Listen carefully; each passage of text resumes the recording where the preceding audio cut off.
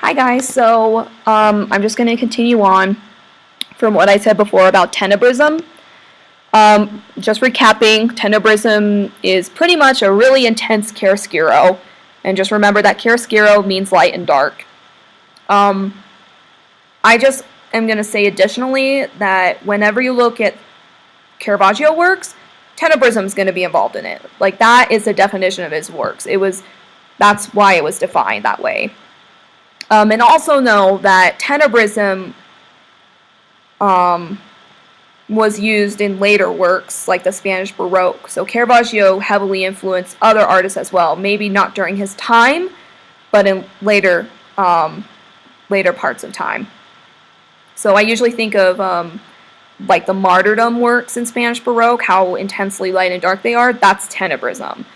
So Caravaggio kind of helped define Baroque painting. Like, he was the definition of Baroque painting because of his use of Tenebrism. So I guess we'll move on to Sfumato. Just recapping, it's just that airy atmosphere you see in pieces like Mona Lisa. You see those in kind of Venetian works. I see them. It's just a term you should know anyways. Okay. Before I get into Iconoclasm and the Counter-Reformation and Protestant Reformation, I should probably start with the Baroque, because then I'm going to lead into it. And it's going to be a lot of terms, so I'll kind of repeat a few things. So first, let's talk about the Baroque. So remember that the Baroque period had different influences throughout Europe. So for example, Spanish Baroque is going to look slightly different from French Baroque. However, they are all correlated to one central theme, and that theme is drama. Any sort of artwork within the Baroque invokes drama. It invokes that climactic suspense. You're going to see that everywhere. And it also, and you know, that's really important, especially within compositions as well, because those change as well. So before the Baroque, there was the Protestant Reformation, which was a movement in the 16th century that aimed to critique the beliefs and practices of the Roman Catholic Church. It involved Martin Luther, who's known for helping kind of form the Protestant Church. He posted a 95-page thesis which critiqued the Roman Catholic Church on a door in a church in Wittenberg, I believe. Again, the Protestant Reformation is just a movement that happened in the 16th century that aimed to improve and critique the beliefs and practices of the Roman Catholic Church. There was just a lot of people that didn't like what was happening in the church. They thought it was corrupted, they didn't like how people were paying their way to get to heaven, and they wanted that to change. And so a lot of people just moved away from the Catholic Church beliefs and did their own thing. So anyways, Rome's response to this was known as the Counter-Reformation, and there's several art pieces that invokes this, especially within Baroque art. Now, I'm going to back up a little bit because I want to talk about Iconoclasm. And I'm sorry if I mispronounced that. That's why I have the definitions written down below. So this is a smashing of religious images.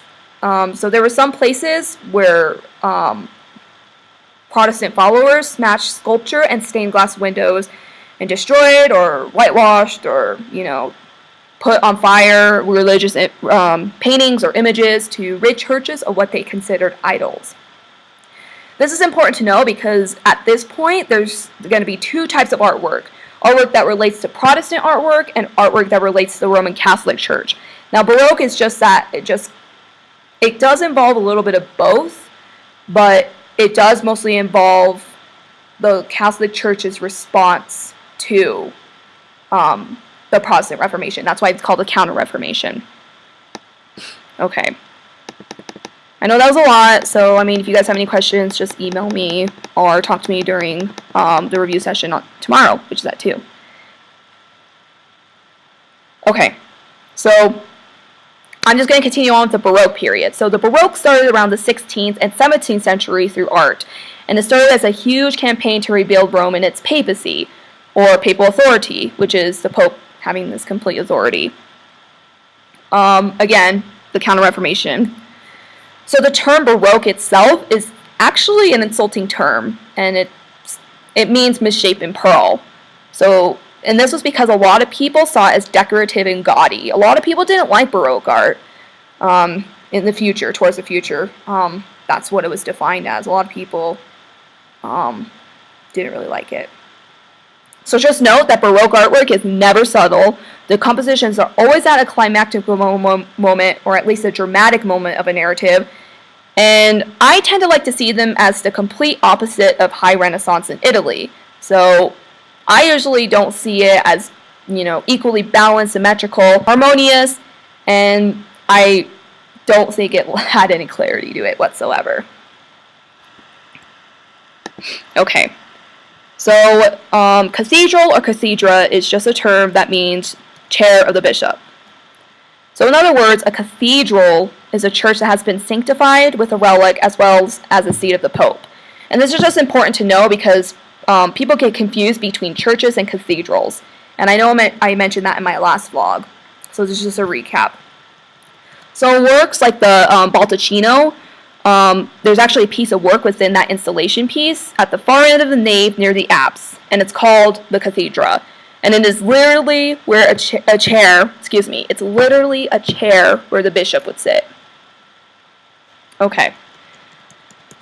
So since we're talking about the Baldaccino, there's something called the Papal Dynasties. And so during this time, there was a lot of church corruption, hence the Protestant Reformation. And there was an underlying rule, or in this case, lack thereof. It was kind of an unwritten unrule. It pretty much, even though it wasn't really allowed, the popes could, quote unquote, have children, which helped, quote unquote, create the Papal Dynasties, which is basically a lineage of papal authority. So that kind of was correlated with the church corruption, because that wasn't really allowed. So in this case, with the Baldaccino piece, the beads in the column of the Baldaccino were symbolic of the Barberini family, who had a papal rule. And so that's actually your next definition, and it's just the Papal Dynasty. Okay. So the next one is open composition or diagonal composition. So remember what I said about Baroque. It's all about drama. So open compositions or diagonal compositions were some of the characteristics that Baroque artwork included. What I mean by open composition is that the work itself engages in space. It's not stiff or rigid. So additionally, open compositions usually had something called potential energy. This means that the composition is relating to the viewer. For example, in Bernini's David, we know he's engaging in space. We know that he is in this climactic moment, but it is in that climactic moment that shows the potential energy in the composition. He's literally about to throw a rock to another place. We see that. And additionally, it is that movement that emphasizes the viewer to physically move around the sculpture. There's really no front and back in Bernini's David, unlike Donatello's David, or unlike Michelangelo's David, where it was just kind of freestanding and frontal and back. This is literally engaging the viewer to be a part of the piece. So that's what I mean by open composition and potential energy. And just so you know, it's also shown within works like the Saint Teresa in Ecstasy and Las Meninas by Velázquez. There's that open composition, that open conversation. Okay, so last term I'm going to talk about is Cornaro, and then I'll go to part 3. So Cornaro was a patron family that Bernini worked for between 1642 and 1652. I don't think you really need to know the dates, just know that Bernini worked for the Cornaro family. So the family's church, which is the Santa Maria della Vittoria, I hope I'm saying that right, and I'm actually going to write that down below too, because that's an important term to know.